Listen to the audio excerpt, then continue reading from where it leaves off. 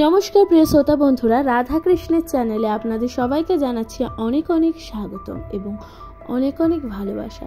বন্ধুরা, আমি পিয়ালি আজকে আপনাদের সাথে ভগবান শ্রীকৃষ্ণের মধুর বাণী যা আমি আপনাদেরকে শুনিয়ে আসছি, এছাড়াও নানান পৌরাণিক তথ্যও আপনাদের সাথে আলোচনা করে থাকি। কিন্তু আজকের আলোচ্য বিষয়টি সম্পূর্ণ অন্য এবং সম্পূর্ণ ভিন্ন।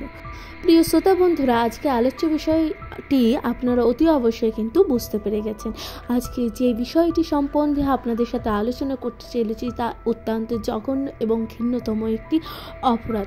প্রিয় শ্রোতা বন্ধুরা, আজকের আলোচ্য বিষয়টি হচ্ছে যুগ যুগান্ত ধরে হয়ে উঠছে নারীদের ওপর বর্বর নির্যাতন এবং বর্বর অত্যাচার। প্রিয় শ্রোতা বন্ধুরা, এবার আপনাদের সাথে আলোচনা করতে চলেছি যুগ কয় প্রকার। প্রত্যেকটি যুগ কয় প্রকার, অর্থাৎ যুগ হচ্ছে 4 প্রকার, যেমন সত্যযুগ, ত্রেতা যুগ, দ্বাপর যুগ এবং সর্বশেষ কলির যুগ। প্রিয় শ্রোতা বন্ধুরা, আমরা কিন্তু লক্ষ্য করেছি যে সত্যযুগ থেকে মেয়েদের ওপর অর্থাৎ নারীদের ওপর নানান প্রকারে কিন্তু নারীদের ওপর হয়ে আসছে নির্মম অত্যাচার, তাই না প্রিয় শ্রোতা বন্ধুরা? সেটা হয় শক্তি প্রয়োগ করেই হোক না কেন কিংবা ছলনার দ্বারা। সেই সত্যযুগে যেরকমভাবে হয়ে আসছে ত্রেতা যুগ এবং দ্বাপর যুগ, আর সর্বশেষ হচ্ছে এই ঘোর কলিযুগ। কলিযুগের সম্বন্ধে বর্ণনা করার পূর্বে আপনাদের সাথে একটু আগিয়ে অর্থাৎ দ্বাপর যুগের সম্বন্ধে আলোচনা করি। দ্বাপর যুগে আমরা অতি অবশ্যই এটা লক্ষ্য করেছি যে সেখানে পঞ্চপাণ্ডবদের গৃহবধূ অর্থাৎ পাঞ্চালীর সাথে কি প্রকার নির্মম অত্যাচার করা হয়েছিল ভরাসভায়। অর্থাৎ ভরাসভায় তার সম্পূর্ণ আত্মীয়, এছাড়া সভাসদ, নানান রকম মানুষ, এছাড়া কর্মচারীও নিযুক্ত ছিল। সভাসদদের মধ্যে পাঞ্চালী, যেখানে কিনা তিনি ছিলেন পাণ্ডবদের বধূ, এছাড়াও তিনি ছিলেন গোটা আর্য বংশের কিন্তু কুলবধূ। প্রিয় শ্রোতা বন্ধুরা, সেখানে তার শ্বশুর, ভাসুর, এছাড়া নানান রকম সভাসদদের সামনে কিন্তু পাঞ্চালের বস্ত্রহরণ করা হয়েছিল এবং তার বস্ত্রহরণ কি করেছিল? দুঃশাসন।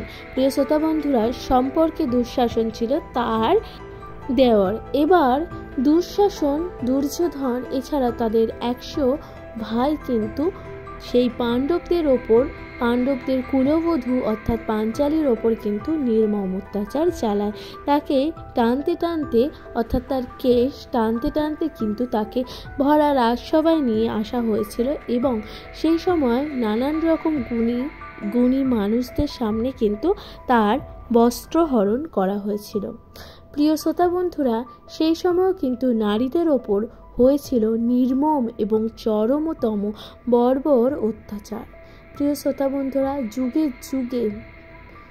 যুগে নারীদের ওপর হয়ে উঠছে নির্মম অত্যাচার এবং সেই নির্মম নির্যাতনের পরিণাম অর্থাৎ তার ফলাফল যে কতটি ভয়ানক হয়েছিল তা কিন্তু আপনারা সবাই জানেন। কিন্তু সেই দ্রৌপদীকে সেই বস্ত্রহরণ তার সম্মান রক্ষার হেতু যদি কেউ সম্মান রক্ষা করেছিলেন সেটা কিন্তু ভগবান শ্রীকৃষ্ণ কিন্তু মায়া বলে দ্রৌপদীর বস্ত্রহরণ রোধ করেছিলেন, এছাড়া দ্রৌপদীর সম্মান নষ্ট হতে দেয়নি। পরবর্তীকালে সেই দ্রৌপদীর সম্মান নষ্ট করা হেতু গড়ে উঠেছিল কিন্তু মহাভারতের মতন একটি যুদ্ধ, অর্থাৎ মহাভারতের মতন একটি বিধ্বংসী যুদ্ধ, যেখানে কিনা এক প্রজন্ম অর্থাৎ একজন ভ্রাতা অন্য ভাইয়ের ওপরে কিন্তু অস্ত্র তুলেছিল, তাই না প্রিয় শ্রোতা বন্ধুরা? একজন ভাই অন্য ভাইয়ের ওপরে কিন্তু অস্ত্র তুলেছিল এবং বধও করেছিলেন দুর্যোধনকে। অর্থাৎ ধর্ম স্থাপনার হেতু কিন্তু অধর্মকে নাশ করার জন্য কিন্তু ধর্মকে স্থাপন করার জন্য কিন্তু নিজের ভাইয়ের বিরুদ্ধেও কিন্তু অস্ত্র তুলতে কিন্তু পিছপা হয়নি পাণ্ডবরা। প্রিয় শ্রোতা বন্ধুরা, সেই সময়ে কিন্তু ভগবান শ্রীকৃষ্ণ ন্যায় বিচার পাইয়েছিলেন দ্রৌপদীকে।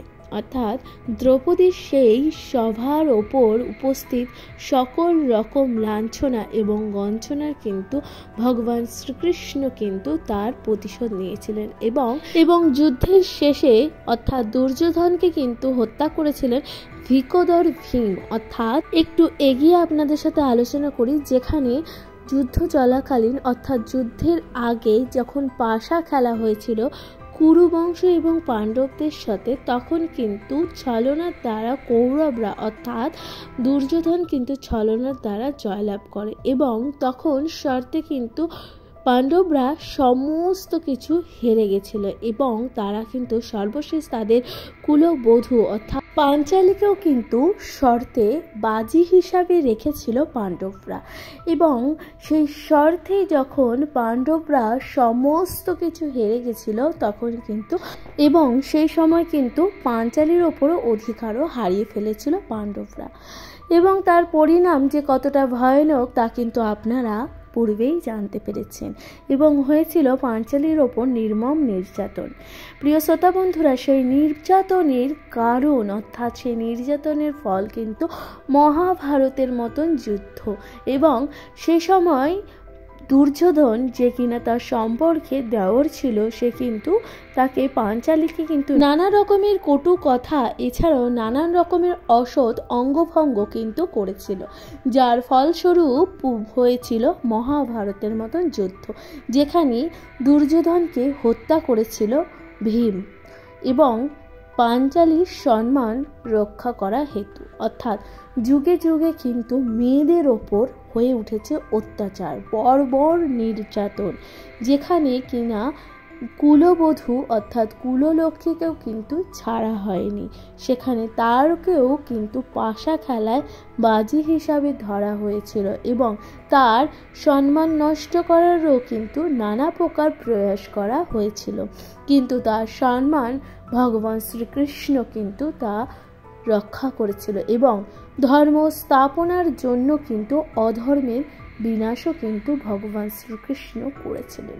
প্রিয় শ্রোতা বন্ধুরা, সেই যুগের পরিবর্তনে অর্থাৎ কালের নিয়মে হয়ে উঠেছে আজও সেই নারীদের ওপর চরম নির্যাতন এবং চরম বর্বর অশান্তিকর পরিবেশ, যেখানে নারীরা আজও নিজেদেরকে অসুরক্ষিত, ভীত এবং সন্তোষ অনুভব করে থাকে।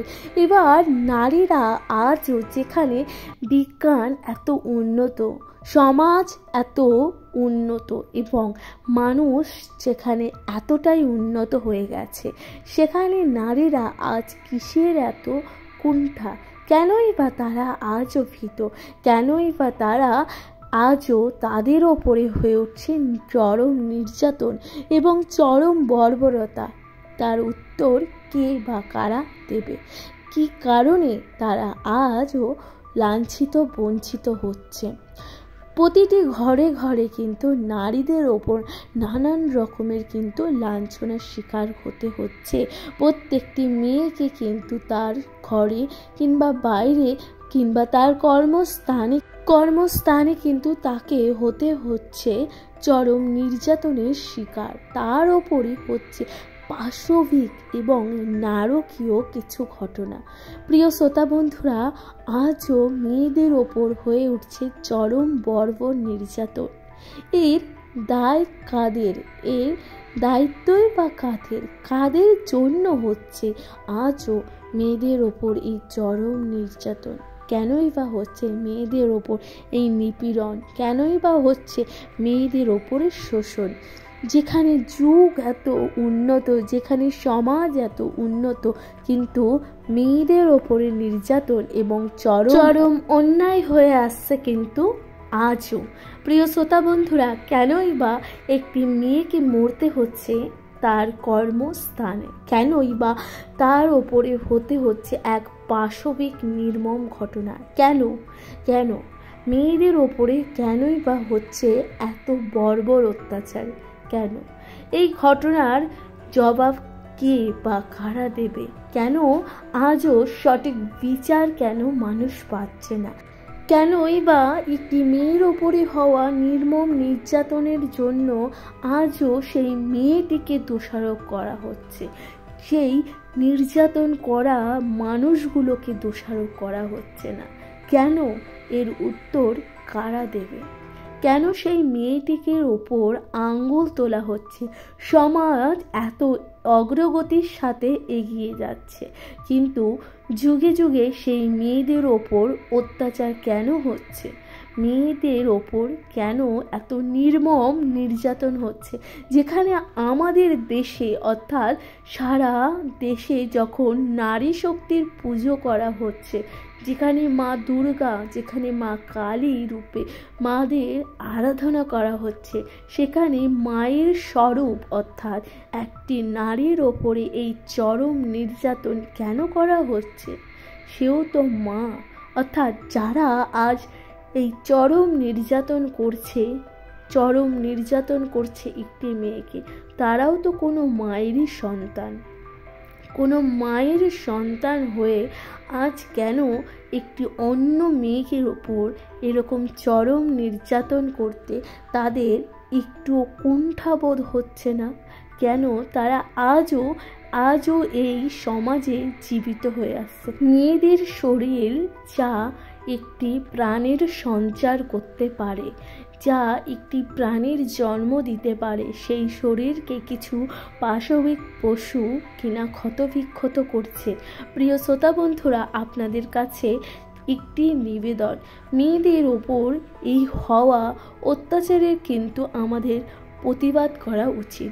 যে বা যেখান থেকে আপনারা দেখছেন, অবশ্যই ভিডিওটিকে শেয়ার করে দেবেন এবং মেয়েদের ওপর হওয়া এই চরম নির্যাতন এবং বর্বর ঘটনার কিন্তু আমরা একত্রে তীব্র প্রতিবাদ করি। এই প্রতিবাদ কিন্তু চলতে থাকবে এবং কোনো না কোনোভাবে কিন্তু প্রতিবাদ চলবেই। এই প্রতিবাদ কিন্তু রোধ হবে না।